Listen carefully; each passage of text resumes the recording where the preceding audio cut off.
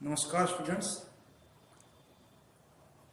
पिछले लेक्चर में हम एक घटना के बारे में बात कर रहे थे कि कोई पिंड जब ऊपर की तरफ पृथ्वी के ऊर्ध्वाधर फेंका जाता है तो उस पर कोरियोलिस फोर्स का क्या प्रभाव आता है। वो जो ये टॉपिक है काफ़ी लंबा है, बड़ा है, तो ये उस वीडियो में कंप्लीट नहीं हो पाया था, तो उसको हमने दो भागों में किया है। तो पहला भाग जो है उस पिछले वीडियो में है और जो दूसरा पार्ट है, इसका दूसरा भाग है, वो इस वीडियो में हम उसको कंप्लीट करेंगे। तो जो पहले वाला वीडियो है उसमें हमने जब भाई हम किसी पिंड को ऊपर की तरफ फेंकेंगे तो दो प्रकार की गति करेगा, एक बार ऊपर जाएगा फिर ऊपर से नीचे आएगा। तो पिछले वाले लेक्चर में हमने जब पिंड ऊपर की तरफ गति कर रहा था तो उस घटना के बारे में कैलकुलेशंस की थी, इसको समझा था। अब इस लेक्चर में हम जब पिंड ऊपर से नीचे की तरफ गति करेगा या नीचे की तरफ आ रहा है तब कोरियोलिस फोर्स का क्या प्रभाव रहेगा, तो उसके बारे में हम बातें करेंगे, उसको समझेंगे और उसके लिए आवश्यक फॉर्मूलेस को ड्राइव करेंगे।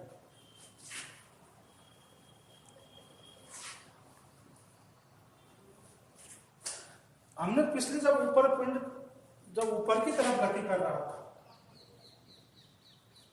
ऊपर की ओर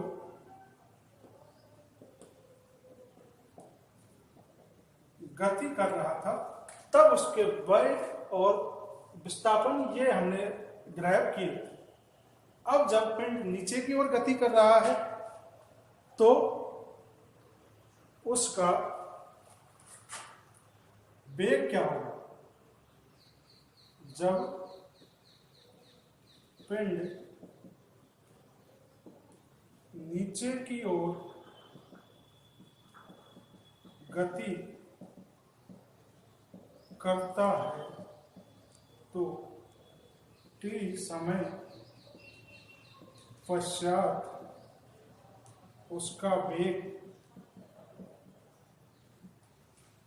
b डैश वेक्टर बराबर माइनस जी। ठीक, ये क्वेश्चन नंबर हमारा 10। 8-9 तो हम पिछले लेक्चर्स में कर चुके थे।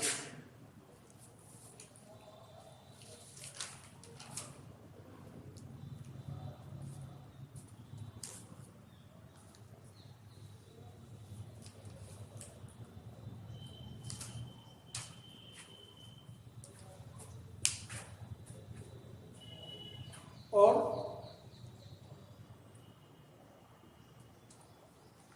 पृथ्वी का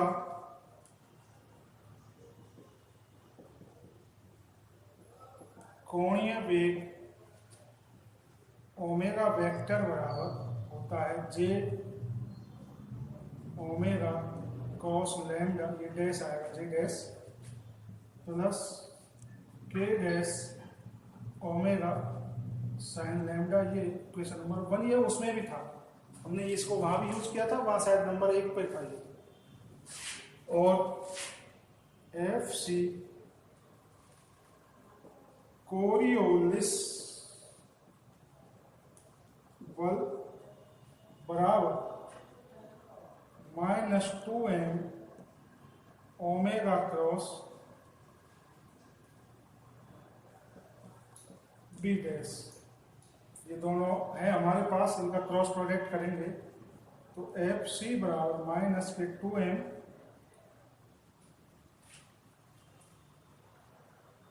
आयोटा डैश जे डैश और के dash upon 0 omega cos lambda omega sine lambda upon 0 0। ये के डैश कैप आएगा, जो डायरेक्शन है वो जेड डायरेक्शन है, तो माइनस के g2। और फिर हम यहाँ से एफ सी निकालेंगे तो -2m, इसका हम जब इस मैट्रिक्स का मान निकालेंगे तो मैट्रिक्स का मान आएगा iota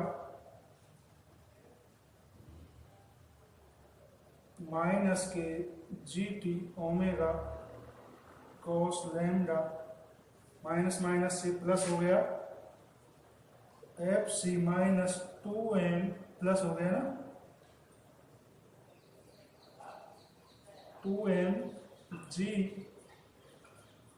omega cos lambda T और आई कैप डैश। ये इक्वेशन नंबर 12। तो यहां आप देखेंगे कि ऊपर से गिरते हुए पिंड पर जो डायरेक्शन आ रही है पॉजिटिव आई डैश आ रही है, यानी कि वो किधर उस पर बल लगेगा, पूर्व की ओर। किधर लगेगा, पूर्व की ओर लगेगा। और ये हम पहले भी पढ़ चुके हैं, जब पिंड स्वतंत्र रूप से ऊपर से गिर रहा है तो फोर्स हमारा ये आ रहा है। तो यहां से त्वरण क्या आएगा, इसमें से m हटा दें तो त्वरण आएगा हमारे पास, त्वरण आएगा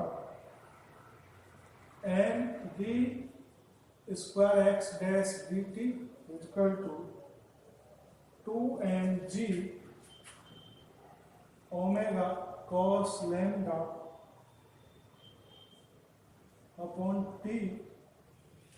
डायरेक्शन को हम ना लें इसमें, तो m से m t x d t square 2g omega cos lambda, equation number 30। ये इसका त्वरण है। ठीक है, तो बेग निकालेंगे तो इसका क्या करेंगे, अब समाकलन टी के साथ समाकलन, तो डी इस x dash upon d t 2g omega cos lambda upon t, और ये वाला टी है, upon t square multiply t square upon 2 से 2 कट गया, plus a1 constant of integration, तो dx upon dt g omega cos lambda t square plus a1। ये equation हमारे पास प्राप्त हुई। यहां पर t बराबर 0 पर dx डैश dt बराबर कितना है, इतना है। t बराबर 0 पर पिंड ऊपर की तरफ पहुंच गया है, लास्ट मोमेंट पर पहुंच गया है, तो वेग उसका इतना था, तो minus g omega cos lambda 2h upon g equal to क्या आएगा, यही a1 आएगा।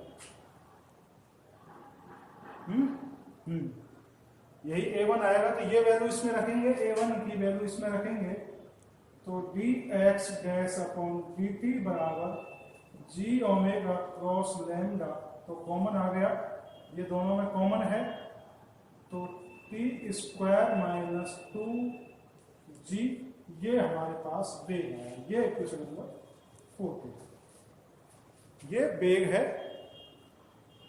ए का मान यहां से रखा और दोनों में से g omega cos lambda common ले लिया, तो t square minus 2h upon g कोष्टक में हमारे पास बच गया। अब ये क्या है, ये वेग, और अब इसका फिर से समय के साथ अवकलन करेंगे, समय t के सापेक्ष अवकलन करने पर, तो ये क्या बन गया, x dash g omega cos lambda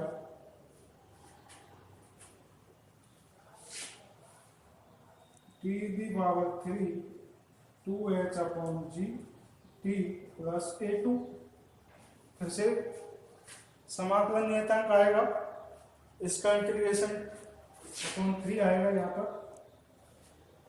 और माइनस 2h अपॉन जी अपॉन ये टी आएगा। अब यहां से फिर से हम समाकलन नियतांक का मान निकालेंगे तो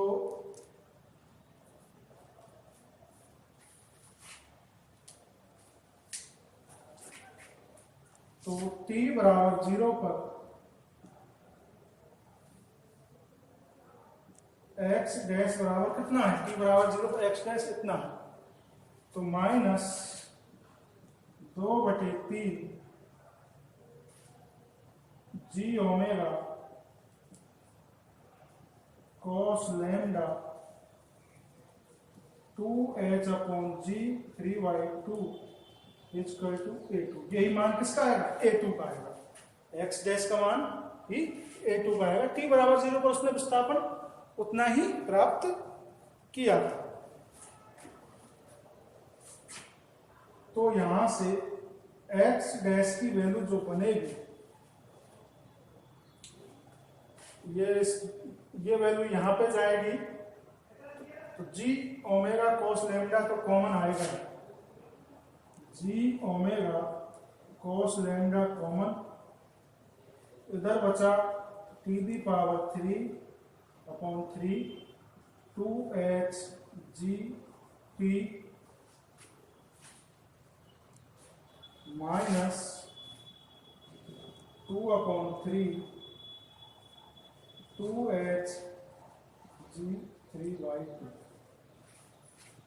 ठीक, इतना बचने के बाद अब हम यहां से इसमें पिछले क्वेश्चन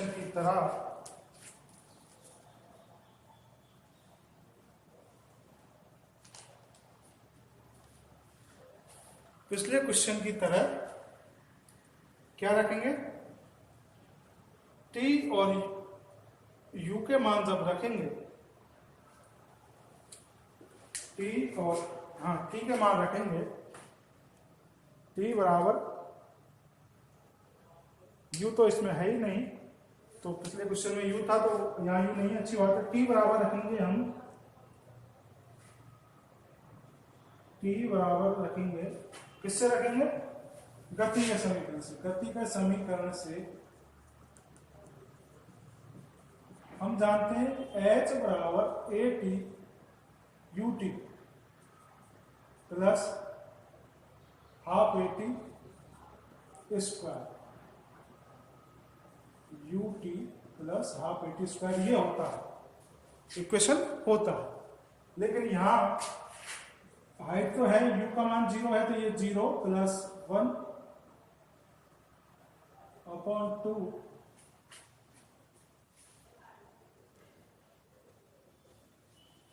gt स्क्वायर है, और यहां से g बराबर h 2h upon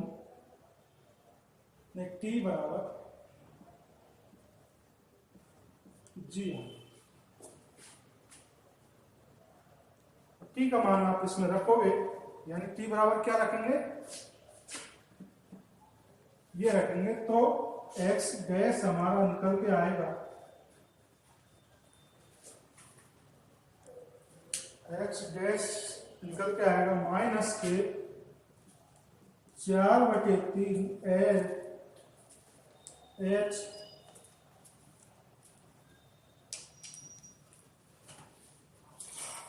8h upon g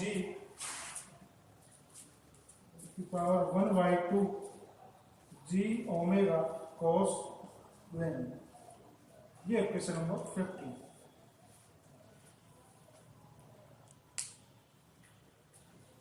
जी से जी कटेगा तो यहाँ पर जी नहीं रहेगा।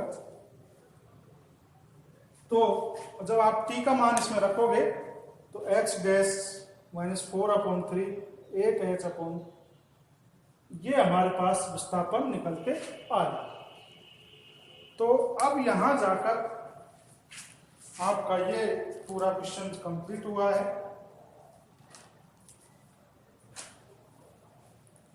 कि एक जो कण है वो यदि ऊपर की तरफ फेंका जाता है, तो ये मान लीजिए पृथ्वी का तल है,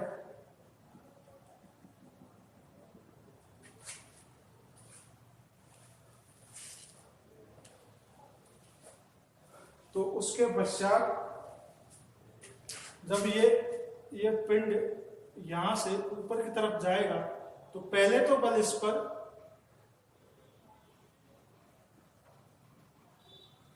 पहले तो बल, जैसे ये हमारा धरातल है, ठीक है, दिखाई दे रहा है सबको।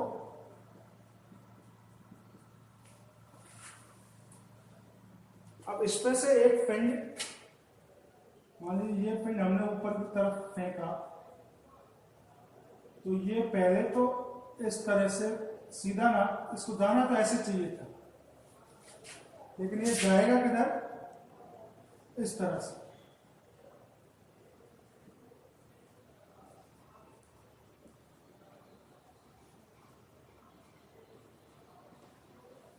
और ये किसके कारण हुआ है, कोरियोलिस फोर्स के कारण। अब ये पिंड मान लीजिए यहां तो पहुंच गया, अब ये पिंड यहां पहुंच गया, लेकिन यहां से आना कैसे चाहिए था, इस तरीके से, लेकिन ये आता भी इस तरीके से नहीं है। तो इसका जो डायरेक्शन है वो कैसी रहेगी, पूर्व की ओर रहेगी, यानी हो सकता है ये इस तरह से,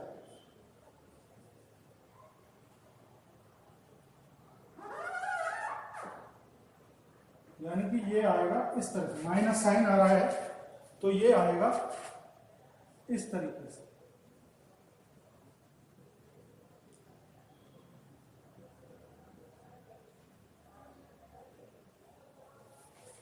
ठीक है, यानी किस तरह से है, इसका पथ कैसा निकला, ये और फिर हाँ इस तरीके से।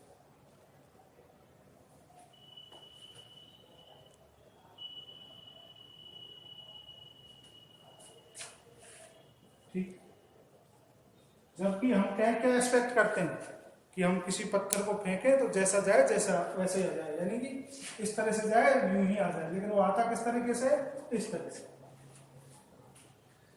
ठीक है, ये थोड़ा सा यूं आ जाए, ऐसे नहीं आया, नेगेटिव हो जाए, इस तरह से।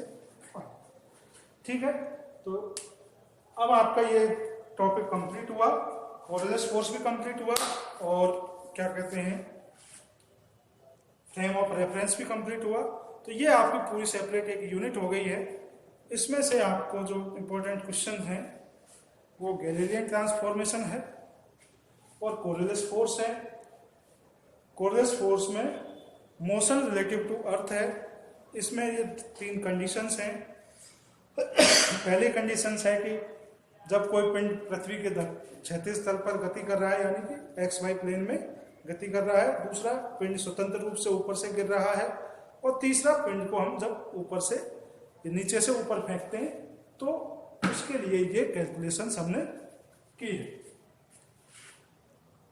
अब आगे एक छोटा सा टॉपिक और है, फोको-लोलक। उसमें क्या होता है कि उस पर भी कोरियोलिस फोर्स का प्रभाव आता है। आसान है कि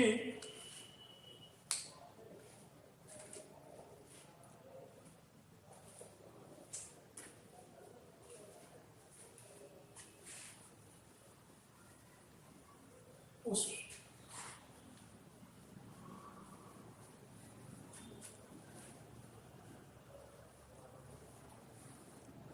बहुत अच्छा एग्जाम्पल है कोरियोलिस फोर्स का ये, कि इसमें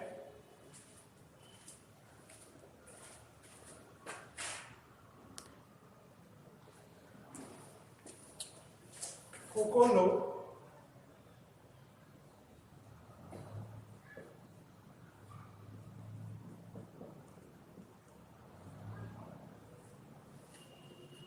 ये एक कोरियोलिस फोर्स का ही एग्जाम्पल है। छोटा सी आपको एक एग्जाम्पल से समझाया गया है कि फोको ने क्या किया कि एक जैसे एक बहुत लंबा पेंडुलम बनाया इस तरीके से, और ये पेंडुलम बनाया, और इसको जब पृथ्वी पर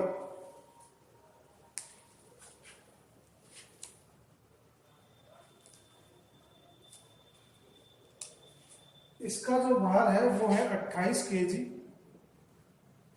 इसकी लंबाई है 70 मीटर, और इसका जो आवर्तकाल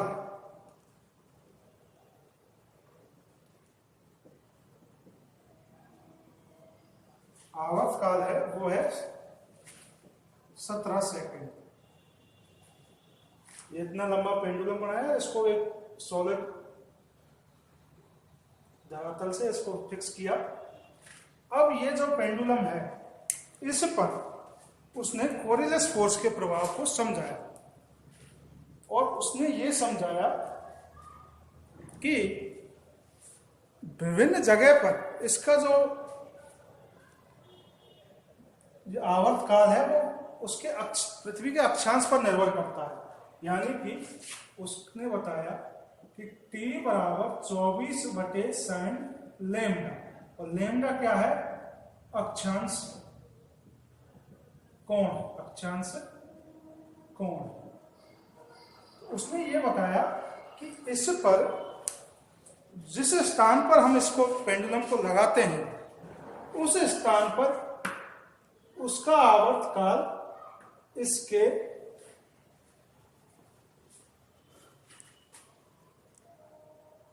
अक्षांश कोण पर निर्भर करता है। अब ये वाला आवर्तकाल नहीं है। अब आपको ये समझना है ये आवर्तकाल कौन सा है। ये वो आवर्तकाल है कि जैसे पृथ्वी चक्कर लगाती है, पृथ्वी एक पूरा रोटेशन लगाने के लिए 24 घंटे लगाती है, लेकिन जब ये फोकोलोलक में कोरिलेस प्रभाव के कारण ये ऐसे गति करता है, तो इसकी जो गति की दिशा है वो उस बल के कारण बदलती रहती है। फिर ऐसे गति करेगा, फिर इस तरह से गति करेगा, यानी कि ये इसका जो ये जो घूमने का तरीका है ये ऐसे बदलता रहता है, इस तरीके से। उस तरीके से ये बदलता रहता है। पहले ऐसे गति करेगा, फिर इस तरह से, फिर इस तरीके से, फिर इस तरीके से, फिर इस तरीके से, फिर ये दोबारा अपनी प्रारंभिक पोजीशन में आ जाएगा। तो ये पूरा रोटेशन लगाने के लिए जो समय लेगा वो ये आवर्तकाल है, पूरे घूर्णन का आवर्तकाल। ठीक है, तो ये किसके कारण होता है? कोरिलेस फोर्स के कारण। कोरिलेस फोर्स के कारण इसके ऐसे घूमने की दिशा फिर यूं बदलती रहती है, और ये पूरा इस तरह से चक्कर लगाता है। और इसी को फोकोलोलक के द्वारा आवर्तकाल पर प्रभाव को दिखाया गया। किसका प्रभाव? कोरिलेस फोर्स का प्रभाव। ठीक है, तो ये आपको फोकोलोलक एक सिंपल सा एग्जांपल था जो आपको समझ में आना चाहिए। और अब इसमें ये देखें, इस कंडीशन में यदि हम किसी पृथ्वी का, मान लीजिए ये पृथ्वी है, और इसको यहाँ बिल्कुल नॉर्थ पोल पे लगा दें, तो लैम्डा का मान यहाँ क्या हो जाएगा? 90।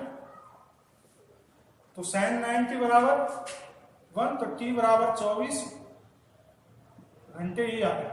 यानी कि एग्जैक्ट नॉर्थ पोल पर ये फोकोलोलक 24 घंटे में अपना रोटेशन कंप्लीट करेगा।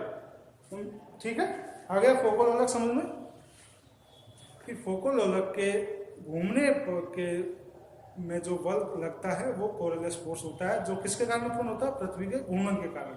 और जो घूमने की दिशा है फोकोलोलक की वो पृथ्वी के कैसे होती है? अपोजिट होती है। पृथ्वी कैसे घूमती है? पश्चिम से पूर्व की ओर। और ये फोकोलोलक कैसे घूमेगा? पूर्व से पश्चिम।